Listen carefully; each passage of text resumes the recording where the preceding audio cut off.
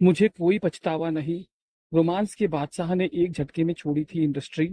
आज बेटा संभाल रहा है गद्दी। बॉलीवुड के चिंटू जी यानी ऋषि कपूर को कौन नहीं जानता। दिवंगत दिग्गज भारतीय सिनेमा के सबसे मशहूर नामों में से एक है। उन्होंने अपने शानदार करियर में कई यादगार फिल्मों में अलग अलग किरदार निभाए। पुराने दौर में रोमांटिक किरदारों से लोगों के दिलों में खास जगह बनाने वाले ऋषि कपूर की बढ़ती उम्र में स्वीकार किया था कि स्क्रीन पर खुद को जमा देखकर उन्हें शर्मिंदगी महसूस होती थी। ऐसा उन्होंने क्यों कहा था, क्यों उन्होंने एक समय में फिल्मी पर्दे से दूरी बना ली थी, इस बात का खुलासा उन्होंने खुद किया था। 2011 में उन्होंने फर्स्ट पोस्ट के साथ बातचीत में इस बारे में बात की थी। उन्होंने कहा था, मुझे अपने जीवन में कोई पछतावा नहीं है। भले ही मेरा नाम टॉप नामों में नहीं है, लेकिन मैंने स्टारडम का इंतजार नहीं किया। बॉबी 1973 में तुरंत हिट हो गई थी और उसके बाद मुझे इसकी सफलता की बराबरी करने के लिए संघर्ष करना पड़ा। उन्होंने आगे कहा कि मैं 1973 से 1998 तक 25 सालों तक एक स्टार के रूप में काम करता रहा, लेकिन उसके बाद मैं ऊब गया।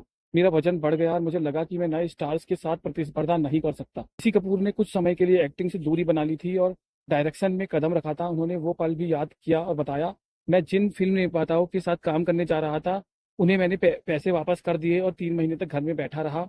फिर मैंने ऐश्वर्या राय और अक्षय खन्ना के साथ अब लौट चले का निर्देशन करने का फैसला किया। चिंटू जी ने एक अभिनेता के रूप में अपने करियर की शुरुआत को याद करते हुए कहा था, मैं 39 सालों से काम कर रहा हूं। मैंने 16 साल की उम्र में मेरा नाम जोकर से शुरुआत की। मेरे चाचा शशि कपूर ने देखा कि मैं अभिनेता बनना चाहता हूं, क्योंकि मैं पेंसिल लेता था और अपने चेहरे पर नकली मूछें बनाता था और आरके स्टूडियो के आसपास घूमना पसंद करता था। चांदनी एक्टर ने आगे उस किस्से का भी जिक्र किया था जब सीनियर कैम्ब्रिज के दौरान उन्हें अंग्रेजी की परीक्षा में 0 नंबर मिले थे। 14 पेजों पर मैंने सार लिखा था। उन दिनों हमारे परीक्षा का इंग्लैंड में चेक होती थी और इसलिए स्वाभाविक रूप से मैं घबरा गया। मैं बहुत निराश हो गया था। इसलिए मेरे पिता ने मुझसे कहा था, हिम्मत मत हारो और आज और कल में सहायक निर्देशक के रूप में काम करो। और उसके बाद एक्टिंग की शुरुआत हुई। मैं डिफॉल्ट रूप से हीरो था। हालांकि ऋषि कपूर को अपनी पिछली फिल्में टीवी पर देखना पसंद नहीं था। उन्होंने बताया कि वो चैनल बदल देते थे। उन्होंने बताया कि मैं इसे या किसी भी चीज को कमतर नहीं दिखा रहा हूँ, लेकिन मैं खुद को स्क्रीन पर देखकर शर्मिंदा हूँ। मुझे नहीं पता कि मैं नार्सिसिस्ट के लिए कोई विपरीत शब्द है या नहीं, लेकिन मैं अपनी फिल्में देखकर ऐसा महसूस करता हूँ। मैं एक अभिनेता के रूप में अपने शारीरिक स्वरूप की प्रशंसा कर सकता हूँ, लेकिन अपने काम की नहीं। ऋषि कपूर को आखिरी बार शर्मा जी नमकीन्स में देखा गया था। जो दिग्गज एक्टर की स्थायी विरासत की एक मार में क्या थी।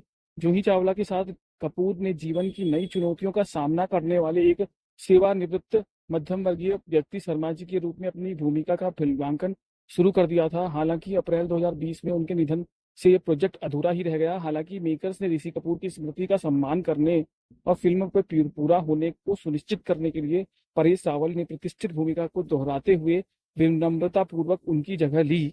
आज ऋषि कपूर की तरह उनका बेटा रणवीर कपूर भी फिल्म इंडस्ट्री में सफलता का परचम लहरा रहा है। Like, share, and subscribe our channel.